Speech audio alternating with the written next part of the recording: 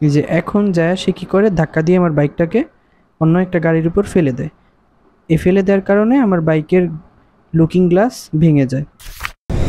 তো সে আমার কাছে কৃতজ্ঞই হয় নাই। সে এমন একটা ভাব করতেছে আমি বাইকটা কেন সাইড করে রাখলাম না, আমি কেন বাইকটা ওইখানে রাখছি, তার অফিসে দেরি হয়ে যাচ্ছিল, সে এই জন্য তাড়াহুড়া করে বের হইতে যায় আমার বাইকটা ড্যামেজ করছে। পারফেক্ট একদম।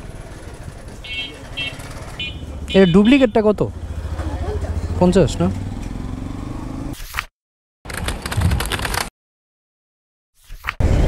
What is up guys, hope all is pretty good. This is Sajjad Hussain Prachurjo. Welcome to Frantic Movers. Good afternoon. এখন বাজে 1:17। তো এখন আমি একটু যাব বংশাল।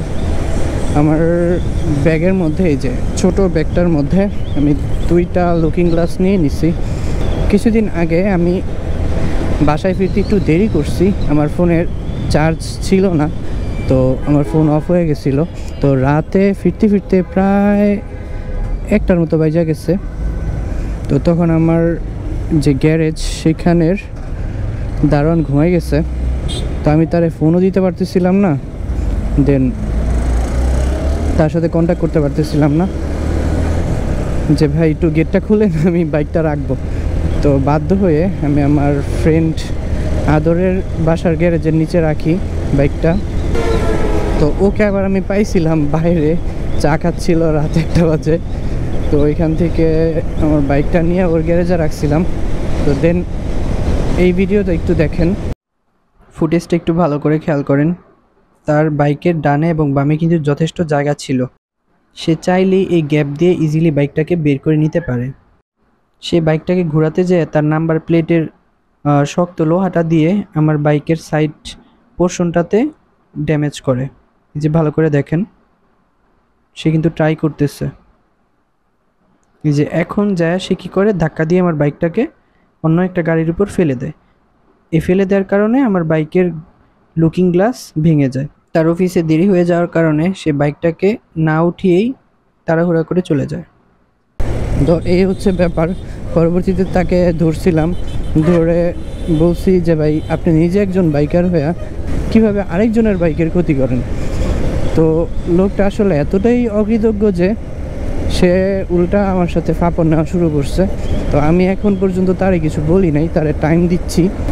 সে আমার বাইকের যদি ড্যামেজ দেয় তাহলে আমি আর কিছুই করবো না, কিন্তু সে যদি আমার বাইকে ড্যামেজ না দেয় তাহলে আমার বাইক যতটুকু ক্ষতি হয়েছে আমি ঠিক তার বাইকটা ততটুকু ক্ষতি করে দিব।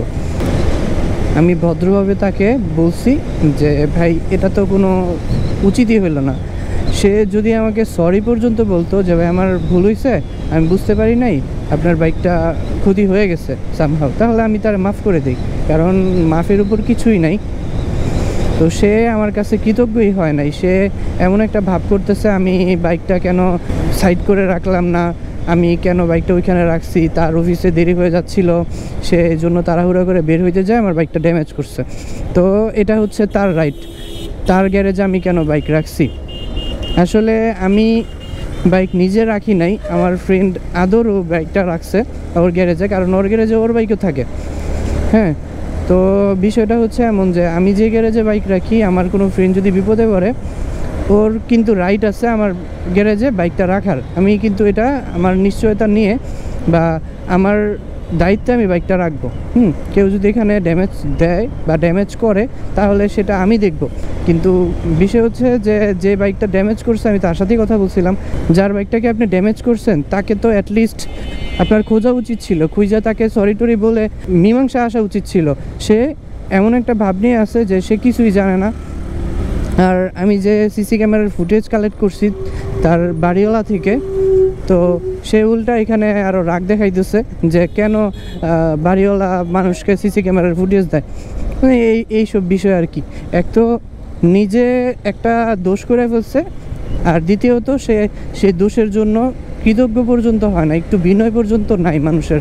যেহেতু সে আমার কাছে একটু অনুতপ্ত হয় না এই কাজটার জন্য, তো আমি তার কাছ থেকে বলছি যে আপনি আমার এগুলা ঠিক করে দিবেন বা আপনি আমার এইগুলা ড্যামেজ দিবেন। হ্যাঁ, ড্যামেজ দিলে আমি আর তেমন কিছুই বলবো না আপনাকে, কারণ সে আমার সাথে উঁচু গলায় কথা বলছে, এগুলো নিয়ে অনেক কিছুই হয়েছে ঈদের আগে। তো আপনি যদি আমার এই ড্যামেজ না দেন তাহলে আমি সেম ক্ষতিটা করবো আপনার বাইকের, আপনি আমাকে কিছু করেন, আমি কারোই ক্ষতি করব না কখনো। কিন্তু মানুষগুলো যদি মাফ করার মতো কাজ করে তাহলে অবশ্যই মাফ করা যায় এরকম মানুষকে। ঠিক আছে, পারফেক্ট, টাইট দাও।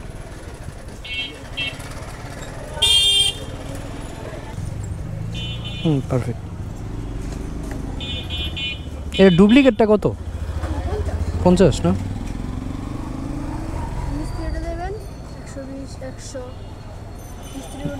না, তোমাকে তো আমি চিনি, এর আগেও আসছিলাম।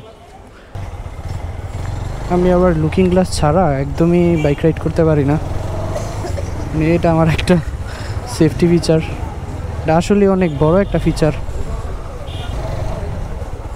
এই পিয়াস দেখা করা যায়, আসছি ছোট ভাই একটা।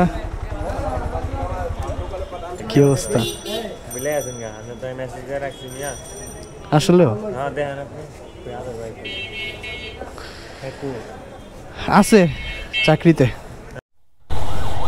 এগুলো হচ্ছে কুলজার ভাই ব্রাদার, ওইদিকে গেলেই ওদের সাথে দেখা হয়ে যায় বা ওদের সাথে দেখা করে আসতে ইচ্ছা করে, কারণ মানুষগুলো সত্যি একটু অন্যরকম। ও এবং ওর বড় ভাই দুইজনই এত ফ্রেন্ডলি। পার্স এবং বিভিন্ন ধরনের অ্যাক্সেসরিজ, এই আইটেমগুলা এর জন্য ও অনেক ভালো ভালো কিছু সাজেস্ট করে। আমার কোনো কিছু লাগলে ওকে সবার আগে ফোন দেই যে পিয়া সেটা আমি কিনতে চাচ্ছি, কোন জায়গায় ভালো আছে। কারণ ওরা বিজনেস করে এইদিকে প্রায় 10-12 বছর ধরে, তো ওদের কাছে এই জিনিসগুলা অনেক বেশি চেনা পরিচিত। আজকে বেশ কয়েকটা কাজ ছিল, তো সবগুলা কাজ একবারে শেষ করে এখন বাজে 4:05, আমি বাসার উদ্দেশ্যে চলে যাচ্ছি। আর আমি ঢুকছি রামপুরা হইয়া, এখন আছি স্টাফ কোয়ার্টার। এইদিকে রোডগুলা কিছুটা ঠিক হয়েছে, আগে যেই পরিমাণ ভাঙাচোরা ছিল মনে করেন এদিক দিয়ে যেতে গেলে 100 একটা আচার খাইতে হইতো সে অনুযায়ী অনেক কিছুই উন্নত হয়েছে। আর এই রোডটাতে গেলে ধুলাবালি একটু কমই পাওয়া যায়, কিন্তু রোডটা রিস্কি কারণ চিকন, এটা আরও প্রশস্ত হবে, দুই পাশে খালি আছে, এগুলার কাজ আস্তে আস্তে হয়ে যাবে, এটাও ডাবল লাইনের হয়ে যাবে। তো ভালো থাকবেন সবাই, stay tune for regular update, signing off.